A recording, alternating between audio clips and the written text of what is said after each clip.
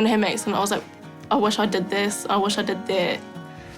And like, I had like so many regrets. My life now, it is very different to what it used to be like. It's a lot better in some ways. If I want to do something now, I'm going to do it because I'm like, you don't know what's going to happen tomorrow.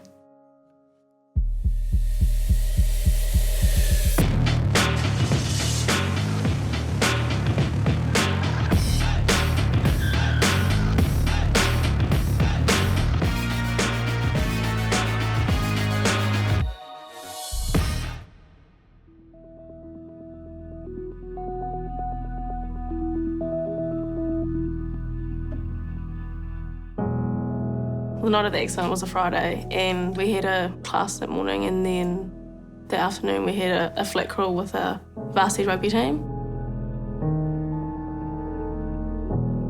So we got dressed up for that and then decided to just stop at 660 just for a little bit.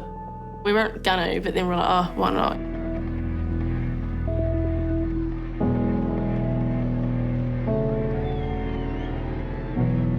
We just arrived and 660 must have just come on stage, so everyone looked at 660, you know, they're just starting.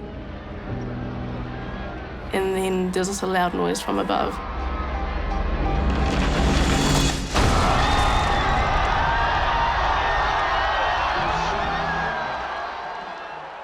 I was just crushed by the weight of the balcony and everyone on it.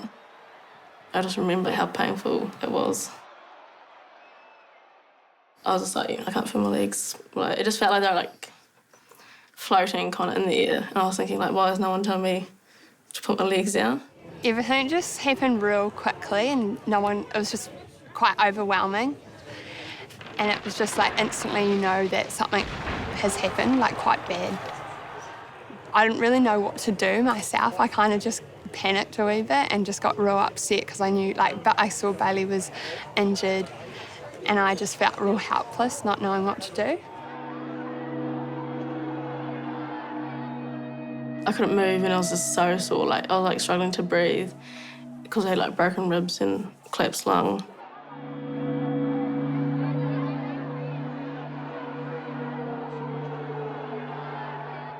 And it was just so uncomfortable lying there. And I wasn't really crying or anything. I didn't have blood or anything, so like, oh, it's fine. There's nothing.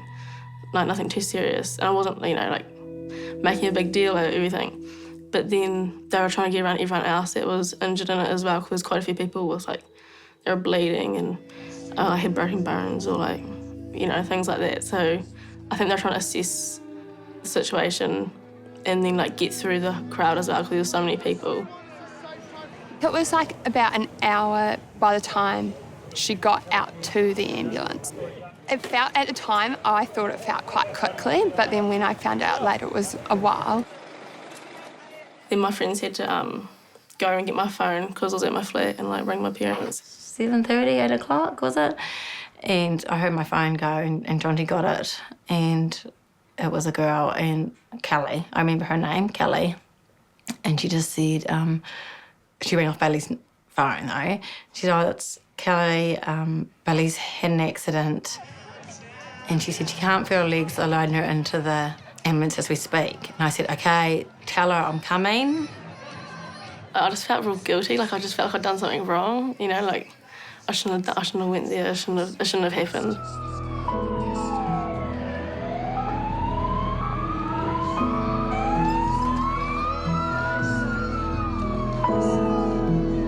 I think I must have been one of the first ones on the stretcher to be taken out.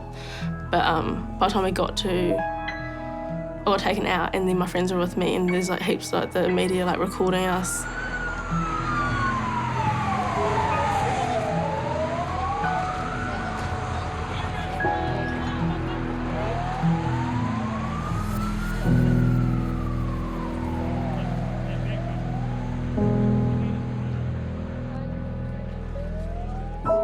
Then I didn't let one of my friends come in the ambulance with me.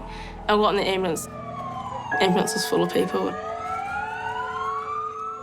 I was at least probably 2 hours until I was in the hospital getting any pain relief or anything like that.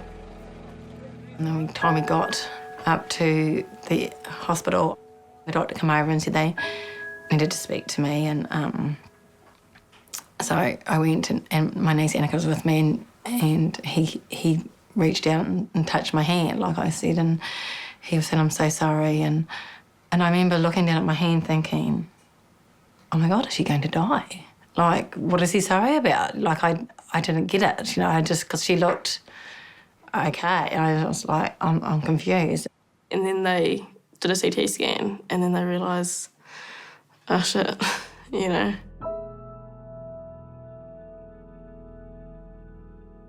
He took me over and showed me her x-rays, and at that stage they told me her spinal cord was severed, and that it was huge, and the chance of her walking ever again was not a possibility, really.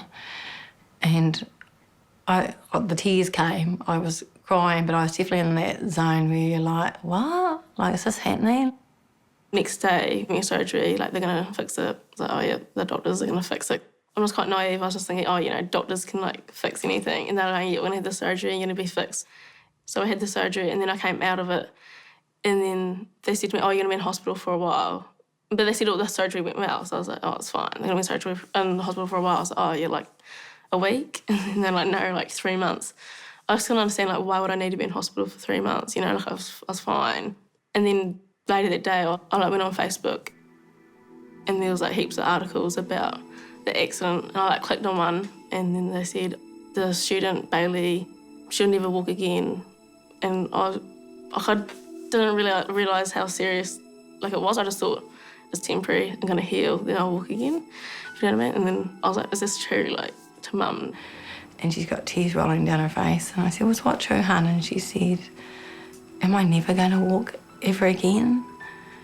And I looked at her and said, oh, hun, don't believe what these people are saying. They know nothing. They've got no facts. They're just making their crap up. Just breathe, because Bailley had a collapsed lung. And I said, we're just worrying about today, honey. Like, you know, you had the surgery and it was good, but to sit there and basically see her crumble. That's like the first time I actually realised. So it wasn't an ideal way to find out. It turned out, well, they were true, but at that stage we didn't know any of that, and for her to find out that way, gutting. Like, I know it's news, and there was a concert and there was a big balcony collapse, but that was my baby girl, and it's their news story for 6 o'clock news, but this is their life that they're tampering with, and it's my child's feelings, and it's our family that are having to deal with that outcome from your crap, basically.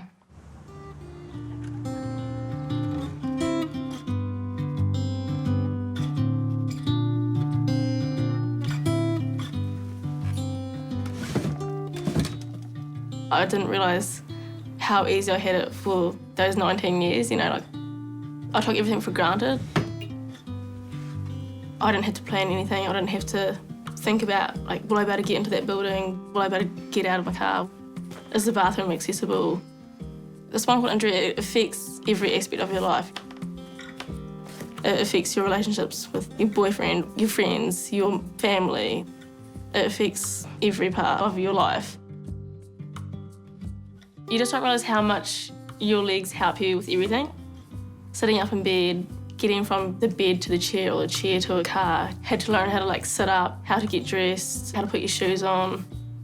You obviously always had that hope that you would be that one person that would, you know, like, walk out of there, but you've got to be realistic and, you know, realise that this is all we've got. Yeah.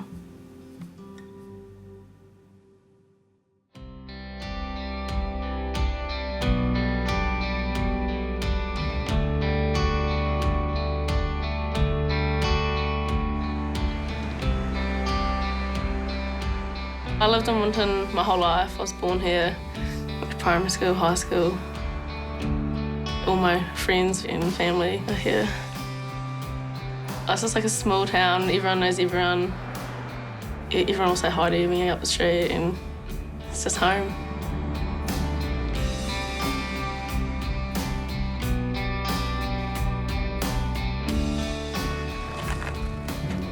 I'm living in Dunedin like throughout the majority of the year while I'm studying, and then I come home in the holidays, like my breaks.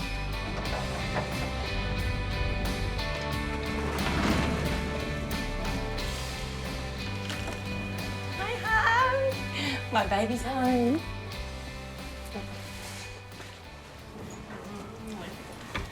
Right, so, fill me in. What's been happening? Not much. Just got home. How was the drive? Good. It's always lovely to have the kids home. Me and Bailley and all my kids, we're all very close. We are a close family. Like, so generally, like when she went to uni, we cried all the way to Dunedin, both of us. She cried, I cried, we cried all the way, taking her up. It's just, and then we rang, daily. She rings me every bloody day, and if I don't ring her back, she goes psycho. I do not go psycho. Bailley is really capable, and I do trust her and things, but like there's been a few incidents that freaked me out, like when we went to the beach and Bailley was out in the kayak way out that I couldn't get to by herself. That freaked me out because I thought if she falls out, She came out in her dress. I did. I end up going out in my dress thinking, oh my God. Bailley still is at the age where she thinks she can do everything and she's invincible. You're not overprotective.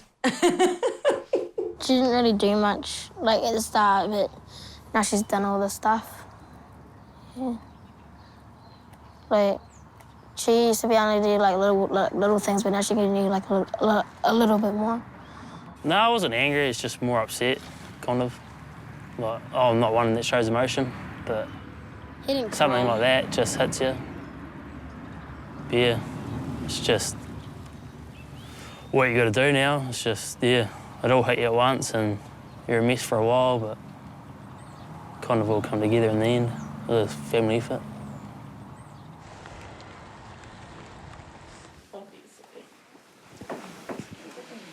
So you took Emmy for a walk and she pulled you off out of your chair. I'm coming home this weekend because the annual Southland Bride of the Year is on, and Sandy, who organised it in 2016 for the first time to fundraise for me and my family, and thought it'd be a good idea to go and say thank you to the community for supporting me and talk to them about what I've been up to for the last 2 years. What about your speech? She's done today. What? No, Mum said, oh yeah, you do it on Saturday night, eh? No, I've done most of it. Yeah, I had to print it out, like all bloody 20 pages of it. I'm not about to think John D keeps kicking me. Stop! You're kicking me. See, he has to touch you, eh? Hey? He has to touch you. He got himself in trouble.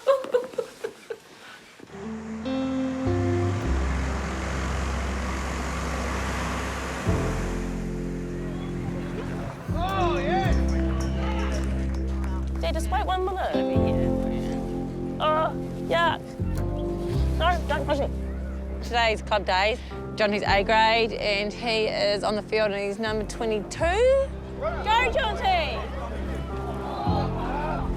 Go, Angus! Mum! It's crucial to have a supportive family, especially at a time like that when, you have so many thoughts going through your head and so much change has happened to your life. Our family's always been big for us. Like, we're all, been such a close family. Just hang out with them and not talk. Yeah. That was awesome! Yeah. I was with Bailley the whole 19 weeks in Burwood and I've seen lots of ups and downs.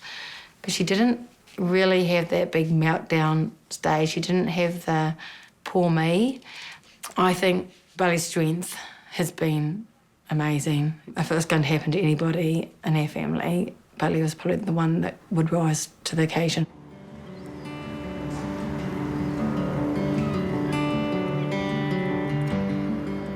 People think, oh no, poor you, but I'm lucky. Could have been worse. I could have had a brain injury. I could have had a higher break and had less muscles that worked, and I'm pretty lucky compared to a lot of people. So I'm grateful for that. Shut, good stuff. Push right up. Let's roll it for 5. 1. There's people that are struggling to pick up a peg or can't even talk to their children. I don't have it that bad, get over it kind of thing. Push. Good. Move it higher. Up. Good stuff. Hold it there. 1, 2, 3, 4, 5, right up and down that bit. My ultimate goal was probably to be able to stand with, pull myself up to be able to stand and hold myself there because the balance and stuff, but it's a lot harder than it looks. So I don't know when or if I will get there, but hopefully. Good. Being able to stand up is one thing, but then being able to stand up and balance in that position to reach to butter a piece of toast or whatever it is that Bailley might want to do is a huge step forward. Good. So Bailley has to be a lot more probably coordinated to keep herself there using good equal pressure between her arms. She doesn't have the ability to use her tummy muscles as she used to be able to, so it's just pure upper limb strength, as opposed to if you or I were doing it, then we might be able to use some of her other muscles just to kind of help out a wee bit. In terms of how far she's got to go, it's really hard to know. There will be a level somewhere where those gains will stop because of the neurology behind it. So Bailley's worked really hard to get as strong as she is at the moment, and she has got some movement in her legs, but it's not a matter of just strengthening those muscles and then suddenly it'll be fully functional, because there's some neurological condition behind that'll reach a plateau at some point. But the job of myself working with Bailley is to find out where that is and push it as far as we can possibly get it to maximise the neurological recovery.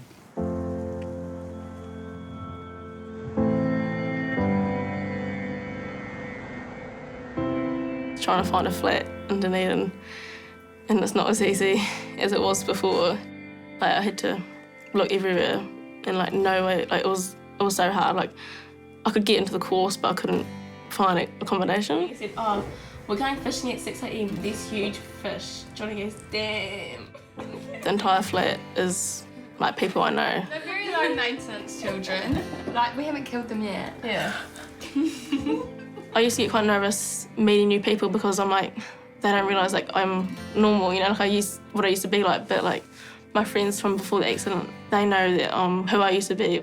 Oh, she's just so funny, always having a good time, just laughs about everything, just so chirpy and positive. She's just really inspiring and stuff. 99% of the time I'm independent, I can go and drive anywhere I want, or I'm confident to do anything. I do my own washing and cooking and all that kind of stuff. I'm still the same person, I just can't stand, I'm exactly the same. People look at you and either pity you or they just treat you like you can't understand them, or you're just inferior to them.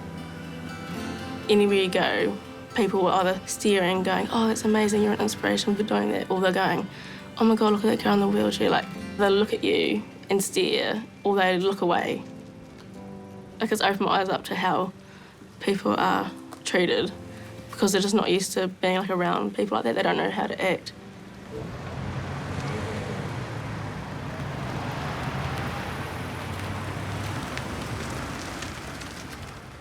I think they just think you live a terrible life, and in fact, it's not terrible. It's not that bad, really. It's pretty good. Pretty open-minded, when she first got her driving lessons for a car, because when she was up there, she thought she wouldn't be able to drive again, and then this car turns up, and yeah, she can drive with hand controls. It's quite cool, actually, just seeing her out there, and then it kind of gave her a bit of independence back. Before my accident, I was doing Bachelor of Science, and then when you had your accident, it made you look at life differently. You wanted to do something you actually really wanted to do, something you cared about. I didn't want to just sit around at an office all day. I wanted to get out and do things and help. And I'd always wanted to work in the health industry.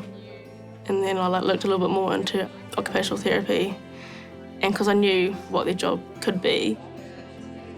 So I looked into it, and it was something I could do, it was achievable. And also because I've got the insight from a patient's perspective as well. It's quite helpful. When I'm learning things here, I can relate to it, and there's just so many opportunities with it.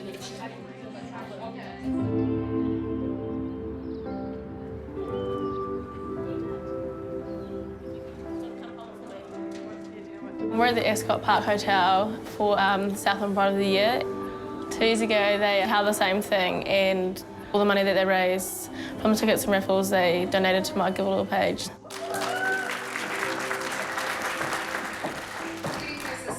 Yeah, so I'm back here just to talk to them about, you know, how it's helped me and how the community support has helped my recovery and just let them know what I'm up to.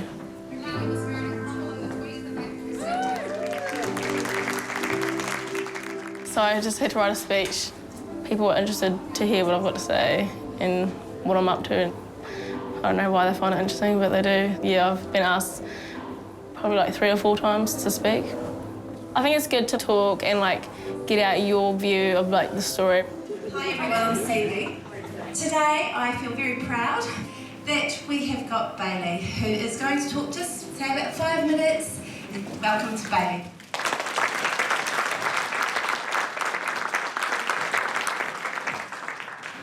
Now I'm not techno, my family call me Amish.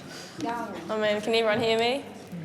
Yeah, I'm here today because of the generosity of a very kind stranger who decided to help out my family and I in a time that Sandy knows only too well was a very difficult situation to be in. But it wasn't only the money that was raised here at the 2016 Bride of the Year that helped me through a very challenging time, but just knowing how much support I was receiving from the kind-hearted people here in the small community of Southland. The experience has forced me to grow up and face the daily challenges that I once took for granted.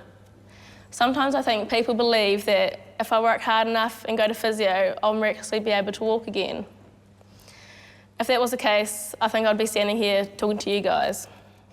I'm able to understand now what truly matters in our lives, and that is your family, friends, and experiences.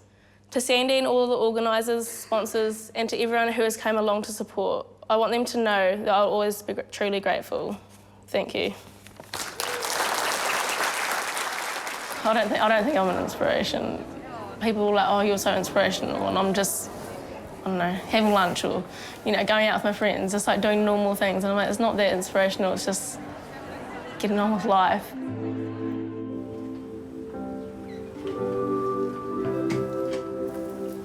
I don't think the accident was anyone's fault at the start. I just thought I shouldn't have been there, or like it shouldn't have been me. I was thinking, like, why, out of everyone, out of like 1,500 people that were there, why me? It made me angry that I was the only one that had a lifelong injury. Even if you hold someone responsible, what's it going to do? Not much, really. I've still got the same injuries and the same, everything that's happened. Some days where I just think, why? But then other days I'm like so thankful, like, made me think about what's important, what I value and what I actually want to do with my life. My life now, it is very different to what it used to be like. It's a lot better in some ways. If I want to do something now, I'm going to do it because I'm like, you don't know what's going to happen tomorrow.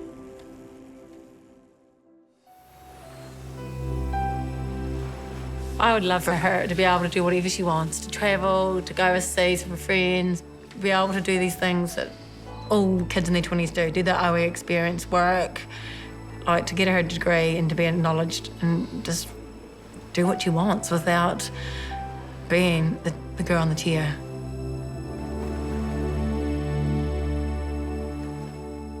Just think of everything that you're not going to do again, but in reality, like, you can actually do all of those things if you have like the right equipment, the right support. Just treat me like a normal human. I'm just like everyone else. They see the wheelchair and they think you're automatically different. They don't know what to do. I'm just like you, except I'm sitting. I'm exactly the same, so treat me how you would anyone else. I have lost a lot, but I still have a lot left.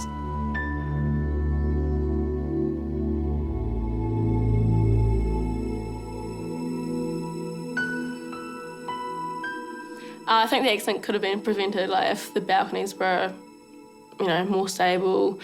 I don't know, maybe there was more rules in place, but I don't think it's the fact that there was rules in place. If that many people can fit on a balcony, people are going to stand on that balcony, aren't they? I think it was just crazy the fact that how serious the injuries were. Like, I just didn't think something like that would ever happen.